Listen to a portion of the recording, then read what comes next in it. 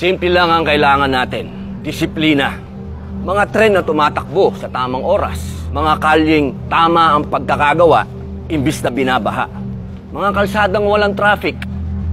Mga airport na hindi kahiya-hiya. Pulis na di kriminal, bagkus nang huhuli ng kriminal. Mga public servant na hindi nangaapi, kundi nagsisilbi. Mga mambabatas na di lumalabag, kundi nagpapatupad ng batas. Pangulong di nagtatago, kung hindi namumuno. Gobyernong hindi kurap at mamamayang hindi takot palagi. Lahat po yan pwede pag may disiplina. Aanhin natin ang tuwid na daan kung tinutuntun lamang ng iilan. Tigilan na ang kalokohan. Ang walang disiplina, disiplinahin. Disiplina Duterte para presidente.